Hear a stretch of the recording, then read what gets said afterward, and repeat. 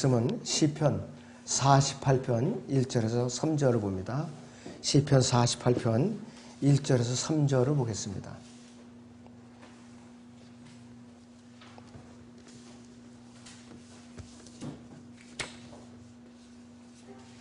(1절에서) (3절을) 봅니다. 주는 위대하시니 우리 하나님의 도성과 그의 거룩한 산에서 크게 찬양 받으시리로다. 북편에 있는 위대한 왕의 도성 시온산은 그 자리 잡은 곳이 아름다우며 온 땅의 기쁨이니 하나님께서 그 궁전들에서 피난처로 알려지셨도다 그랬습니다. 오전의 주제는 마지막 여행길입니다. 마지막 여행길. 제가 기도하고 시작하겠습니다. 8편 1절 3절에 마지막 여행길이라는 제목을 제가 붙였는데, 지금 우리가 이 마지막 여행길이 하루라도 속히 돌아왔으면 좋겠죠. 정말로 하루라도 속히 돌아왔으면 좋겠어요. 자, 여기 이사야 14장 13절에서는 이렇게 말씀하고 있어요. 이사야 14장 13절에서는 이렇게 말씀하고 있어요. 내가 하늘에 올라가서 내 보좌를 하나님의 별들보다 높일 것이요 내가 또한 북편에 있는 회중의 산 위에 앉으리라. 이렇게 하나님을 대적했어요. 그런데 하나님께서 계시는 하나님의 보좌가 있는 이 북쪽, 즉 북편은 빛의 속도로 500년 이상 가도 도달할까 말까 하는 그런 거리예요. 빛의 속도를 우리가 1년 빛의 속도로 도달하는 거리가 딱 1광년이라고 그래요. 500광년이에요. 500광년을 가야만 도달할 수 있는 거리예요.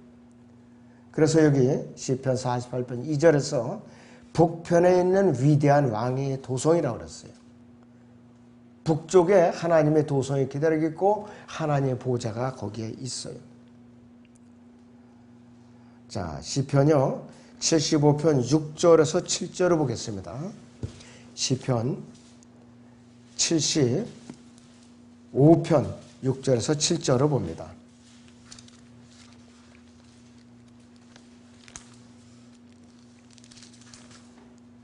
네, 거기 보시면은 너희 뿔을 높이 들지 말고 굳은 목으로 하지 말라. 이는 높이는 일이 동쪽에서나 서쪽에서나 남쪽에서 오는 것이 아니기 때문이라 그랬습니다. 한쪽 방향이 빠졌죠. 하나님께서 북쪽을 대신하고 계세요. 동서남북 중에 북쪽을 하나님께서 대신하고 있어요. 하나님의 운행 방향이요, 하나님께서 역사를 운행하는, 우주를 운행하는 방향이 땅에서는 동쪽에서 서쪽이에요. 복음을 전할 때도 하나님께서 동쪽에서 서쪽으로 전하겠죠. 유럽 지역으로 먼저 전하게 했어요.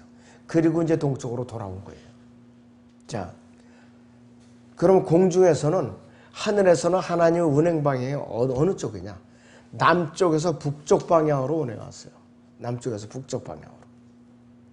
이 세상에서 세계 역사상 일어났던 큰 전쟁들이 몇 가지가 있어요. 큰 전쟁들이. 그런데 예를 들면은 바빌론이요, 이집트를 침공을 했어요. 이집트는 바빌론보다 남쪽에 있어요. 그래서 이제 정복을 당했어요. 또 바빌론은 어느 나라에 정복을 당했느냐? 그보다 북쪽에 있던 페르시아에 정복을 당했어요.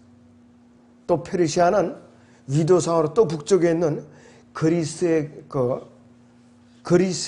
알렉산더 대군에게 정복을 당했어요. 그러면 그리스는 어디에 정복을 당했느냐? 위도상으로 또 북쪽에 있는 로마 제국에게 정복을 당했어요. 그러면은 로마 제국은 또 어디에 정복을 당했느냐?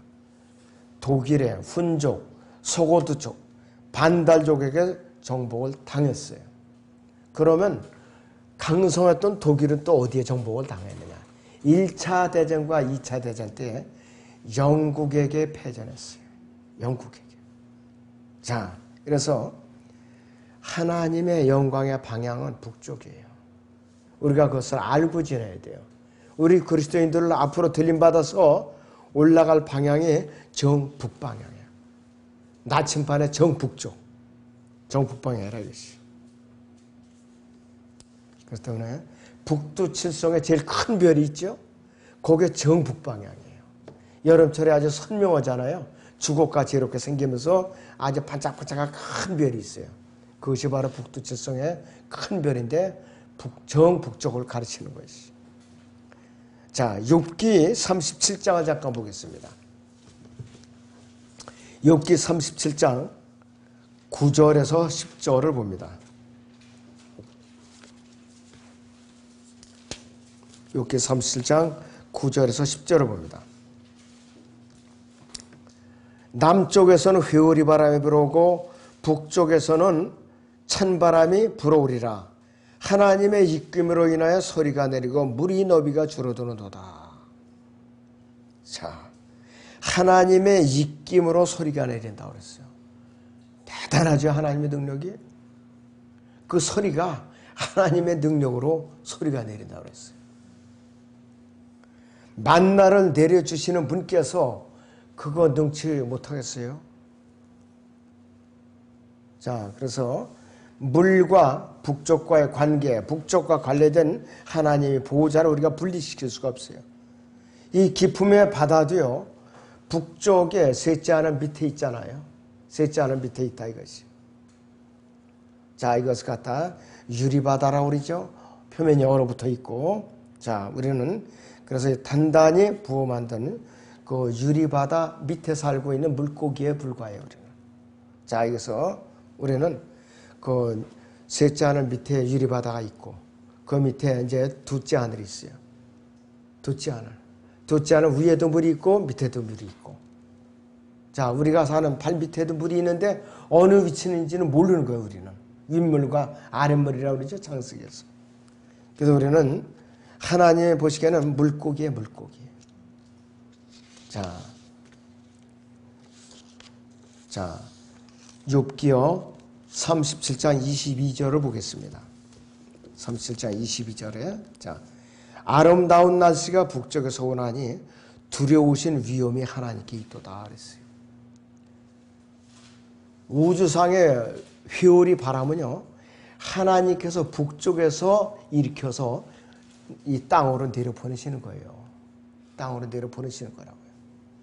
하나님께서 가만히 계시면 바람도 통제가 된다고요. 바람도. 그리고 세상에 어디 큰 불이 나도 하나님께서 꺼주시지 않으면 그 나라 전체 살림이 다 타버려요. 얼마 전에 호주에 산불이 났죠. 속수무책이에요. 이 호주에 소방기구 다 동원해도 이게 불가능했어요. 그런데 하나님께서 비를 내려주셔서 꺼버렸어요. 엄청나게 탔어요. 그 불이. 근데 하나님께서 비를 내려주시니까 삽시간에 꺼진 거예요, 그것이. 그것이 하나님의 능력이에요. 소방 헬기 몇 대나 동원하겠어요. 수만 대 동원해도 끌 수가 없어요. 하나님의 전능하심에 이것이. 욥기는 또 심오한 책이죠. 그래서 우리는 창세기의 역사가 오래된 것을 기록했지만은 우리 욥기를 많이 또 읽을 필요가 있어요. 자, 그래서 이 기품의 표현은 여러분들 잘 알고 계시겠지만 어마어마하다 이거예요. 어마어마한 것이에요. 대서에 35배 이상 되는 얼음층으로 이제 되어 있다고 그랬다 이것이. 자, 우리는 이제 시편을 오전 10시에 공부를 하고 있는데 시편 148편 1절을 잠깐 보겠습니다. 어떠한 말씀이 기록되어 있는가?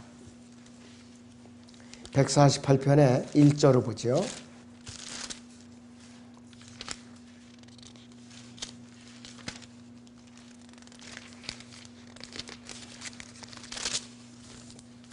너희는 주를 찬양하라. 너희는 하늘들에서부터 주를 찬양하며 높은 곳들에서 그를 찬양하라. 그의 모든 천사들아 너희는 그를 찬양하라. 그의 모든 군대들아 너희는 그를 찬양하라. 해와 달아 너희는 그를 찬양하라. 너희 모든 빛나는 별들아 그를 찬양하라. 너희 하늘들이 하늘들과 하늘들 위에 있는 너희 물들아 그를 찬양하라. 그들로 주의 이름을 찬양케 할지니 이는 그가 명령하셨고 그들은 창조되었습니다. 모든 피조물들은 하나님 하나님께 찬양을 드리도록 지음을 받았어요. 사람은 물론이고 산천초목 전체가 하나님께 찬양을 드리도록 지음을 받았다 이것이에요.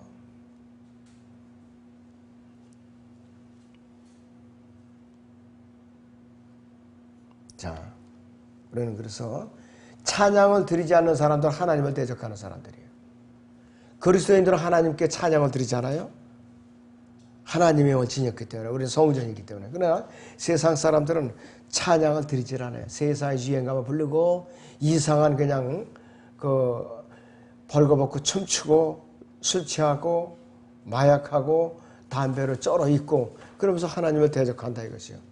그런 음악과 마약과 이 담배 같은 거는 누가 좋아하느냐? 마귀가 좋아하거든요. 하나님은 지저분한 더러운 몸을 좋아하지 않는 것이에요. 우리는 깨끗한 심령을 가진 그런 마음으로 또 우러나오는 그 혼의 찬양을 하나님께 기쁘게 받아주시에요. 자, 시편 148편의 4절에서 5절을 다시 봅니다. 4절에서 5절. 너희 하늘들이 하늘들과 하늘들 위에 있는 너희 물들아 그를 찬양하라. 그들로 주의 이름을 찬양케 할지니 이는 그가 명령하셨고 그들은 창조되었습니다. 이렇게 말씀을 하고 있어요. 창세기 1장의 창조에 관련된 것으로 하나님께서는 두 물 사이에, 윗물과 아랫물 사이에 창공을 만드셨대요. 그게 우주 공간이에요. 그게 우주 공간이라고 했어요. 그리고 셋째 하늘 위에는 얼음층 위에는 하나님의 보좌가 좌정하고 계셔요. 분재 활동에 정지되어 있고 영원이라는 것이 그것이. 그리스도인이 앞으로 가서 영원히 거할 그 장소예요, 바로. 우리가. 세상 사람들이 이렇게 얼어 있다고 이 미친 소리 하지 말라고. 얼어 죽을 거 아니야? 니들 거기 가면은 이렇게 나올 거예요, 반응이. 니들 가면 얼어 죽을 거 아니야, 이것이. 염려할 필요 없어요. 그 얼음층이요, 우주가 재편되면 녹아버려요. 전부 다. 새로운 우주가 되면 녹아버린다고요. 그런데 지금은 인간의 죄악 때문에 하나님께서 하나님의 면전을 가려버리신 거예요. 그걸로. 사람들이 그걸 깨닫지 못하고요.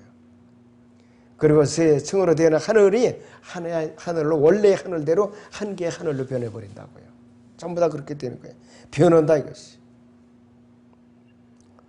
우리는 뭐냐면 이제 그 길을 올라가서 주님께 이제 낯을 배울 날이 얼마 다가져가고 있어요.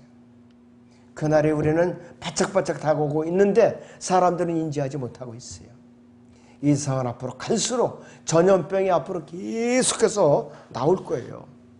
계속해서 우리가 견뎌낼 수 없을 만큼의 전염병이 나올 거예요. 대환란 때는 말할 것도 없고. 자, 사람들의 믿음은 주님께서 계속 흔들어서 시험하시는 거예요, 지금. 우리는 이걸 흔들리지 말고 견뎌내야 돼요. 감사함으로 견뎌내야 돼요, 우리는. 우리의 믿음을 연단을 시키시는구나. 이렇게 알고 감사해야 돼요. 물론 내가 개인적으로 위생은 내가 잘 이제 지킬 의무가 있죠. 우리 성전이니까. 그러나 영적으로는 이것이 나쁜 징조만은 아니라 이것이에요. 오히려 우리에게는 믿음을 다질 수 있고 주님께서 오실 때 가까이 이제 왔다. 이거를 이제 우리가 감지할 수 있는 좋은 기회라 이것이죠. 자, 하나님께서는 북쪽의 그 얼음층 위에서 우리를 지금 기다리고 계셔요. 조금만 더 견뎌라 너희가. 나에 대해서 증거해라. 그리고 네가 믿음을 지켜내라. 그러면 곧 와서 데리고 오마. 아직 너희를 위해서 처소가 준비가 덜 됐다. 지금 지어가고 있는 중이야 지금. 왜 그런가? 마지막 구원받는 사람, 들림받기 전에 마지막 구원받는 사람까지 예수님께서 집을 하나 주셔야 될 거 아니에요. 그러기 위해서는 어떻게 더 지셔야지. 그러니까 마지막에 들림받아갖고 갓 구원받았고 들림받은 사람은 상급은 별로 없다고 봐요 저는. 그러나 그 사람이 가장 수지 맞은 사람. 왜? 아무것도 한 일이 없는데 구원받자마자 바로 그냥 들림을 받았다 이것이에요. 이 사람은 시험 받고 먹고 할 자식은 없잖아요. 시간이. 곧바로 들림을 받았으니까. 갈보리 십자가에서 예수님과 못 박혀서 죽은 그 강도나 다름없잖아요. 그 사람은 거기서 더 이상 고통받을 염려도 없고 믿음이 시험받을 필요도 없었고 또 낙심할 염려도 없었던 사람이에요. 시간적 여유가 없었기 때문에 곧바로 나가로 간 사람이에요. 우리는 너무 시간이 길어서 이렇게 믿음을 저버리기도 하고 세상으로 떠나갔다 돌아오기도 하고 또 주님께 죄도 짓고 그러는 것이에요. 이 육신이 웬수라 이것이요. 잘 간수해야 돼요, 여러분.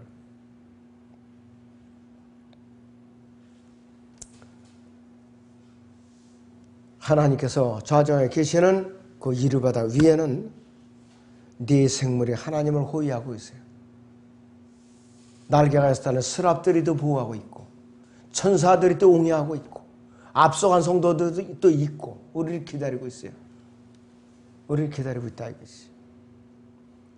자, 그래서 우리는 이제 확실하게 갈 방향과 위치를 알고 있잖아요. 그러니까 더 우리는 소망을 갖고 주님을 기다릴 수 있어야 돼요.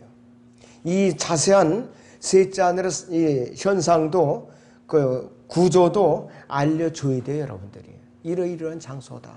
너희도 가고 싶지 않냐 이것이요. 소개해 줄 필요가 있다 이것이. 자, 이제 우리는요.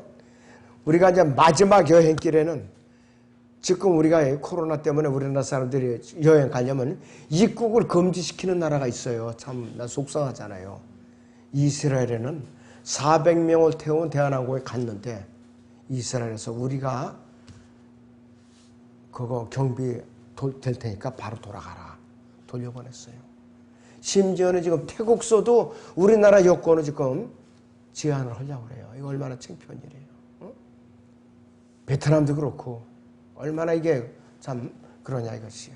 그런데 우리가 셋째 하늘로 가는 데는 여권도 필요 없고 신분증명서도 필요 없고 전염병 간염료도 필요 없어요. 우리는 이미 구속받은 몸이니까 얼마나 좋으냐 이것이요. 여행 가방도 필요 없고 음식도 필요 없고 또 우리는 세면도구도 필요 없고 비상금도 신용카드도 필요 없어요. 우리는 아무것도 없다 이것이.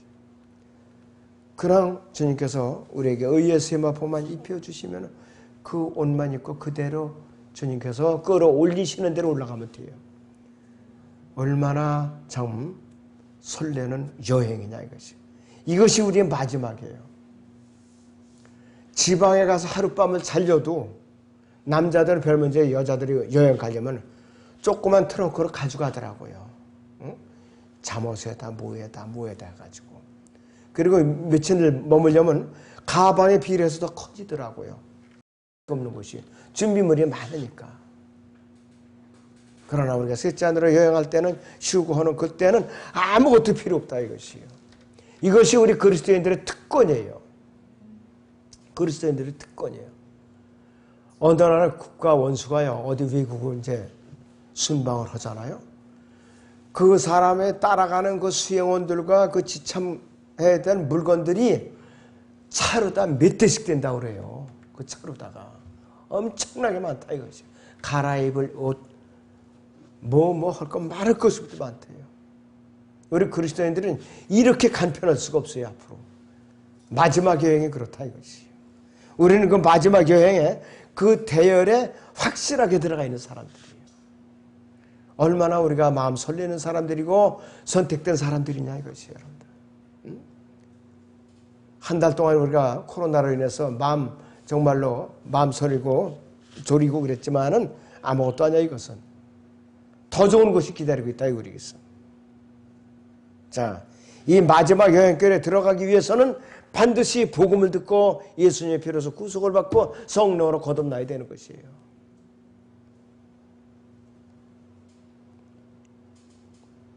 자, 어떠한 우리의 믿음의 선배들은 그래서 고난을 받으면서도 어떠한 자세를 기다리는가. 히브리서 11장을 잠깐 보죠.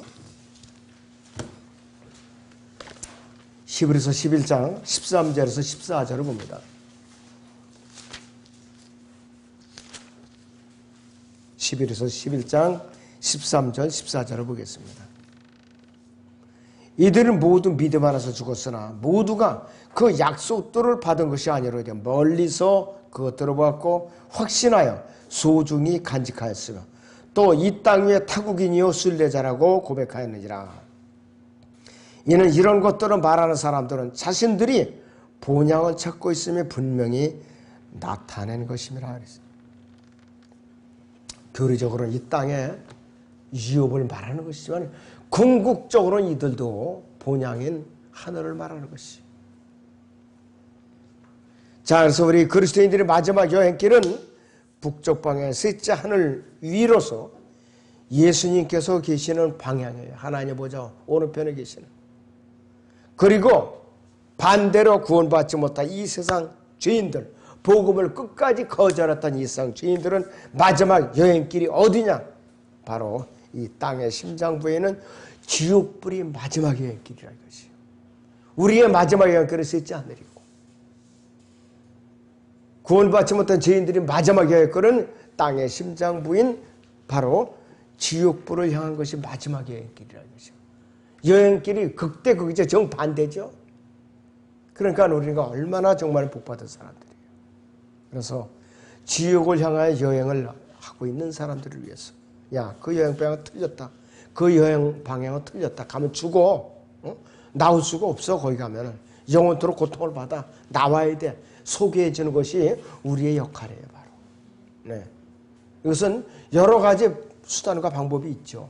우리가 자 구원 상담을 통해서 거리 설교를 통해서 전도지를 이제 나눠줘서 설명해 주거나 또 성경을 또 이렇게 펼쳐가면서 우리가 가르쳐 주면서 일문일답으로 설명해 줌으로써 여러 가지로 우리가 이 여행 방향을 바꿔놓는 방법이 있어요. 우리가 어떤 방법으로든지 한 사람이라도 그들의 여행 방향을 셋째 방향으로 바꿀 수만 있다면은 우리는 정성을 쏟아야 된다 이것이에요. 아무쪼록 우리가 가야 할 마지막 여행길과 마지막 방향을 다시 한번 여러분 마음속에 되새기시키고 또 주님께서 오시기를 간절히 사모하시기 바랍니다. 자, 기도하겠습니다.